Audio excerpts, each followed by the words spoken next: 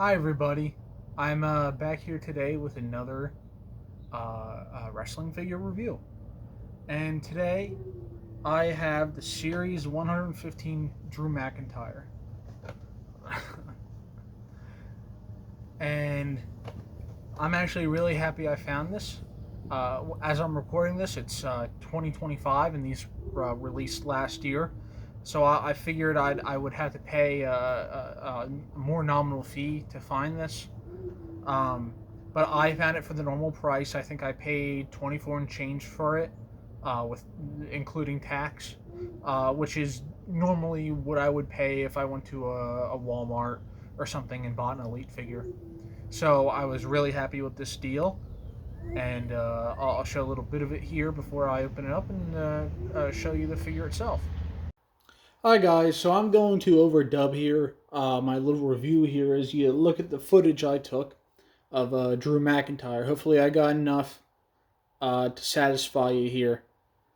Um, so I really like this figure. I think it's a great figure, especially for the money for an elite line figure.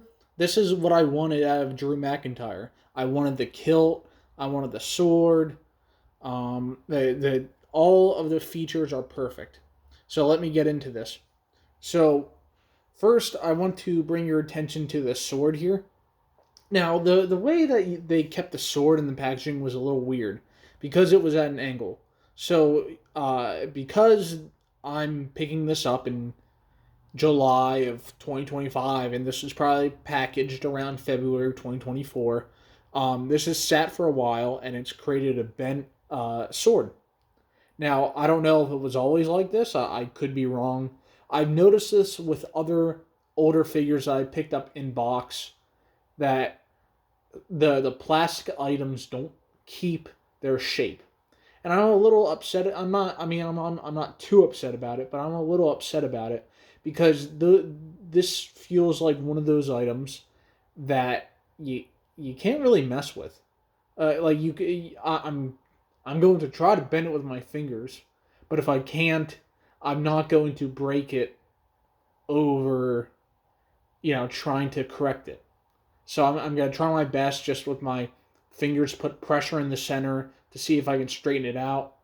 But if I can't, I kind of just have a crooked sword for Drew here. And that's kind of a bummer. But overall, I didn't buy it for the sword. I bought it for the figure. So let's continue looking at it here. Now, I really appreciate on his body all the decals. If you look at his chest, it has all the body hair. I really appreciate that about the Elite line. They do a good job on the body hair for the wrestlers that need it. Um, but something I'll mention here is that the mold that they use for the head clearly over anticipated how thick his neck was. And if you look, it looks kind of weird because it goes over the beard and like it expands out larger than the ears, and the head itself is immobile. And I'll show you the articulation here. The articulation is actually really good. Like this is probably the best figure to like feel with your hands. Everything moves flawlessly. You can feel the legs, the arms, and like it's not too loose that it won't keep its shape, but it's enough that you can articulate it without feeling like you're gonna break the thing, and that's perfect. I'm really happy with that. Now let's move on to the kilt here. The kilt is actually really good. It reminds me of the Logan Paul they later did. That little like body armor he had. It has two little buttons in the back that you just pull off, and the detail underneath is still there. But the detail on the kilt itself is spectacular. I think they did a really good job with it.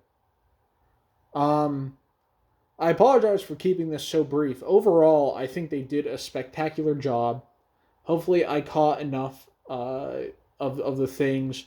If you guys have any questions about the figurine itself, please leave a comment below and I'll answer them. Thank you so much for watching this little review, and I hope you have a great rest of your day. Peace.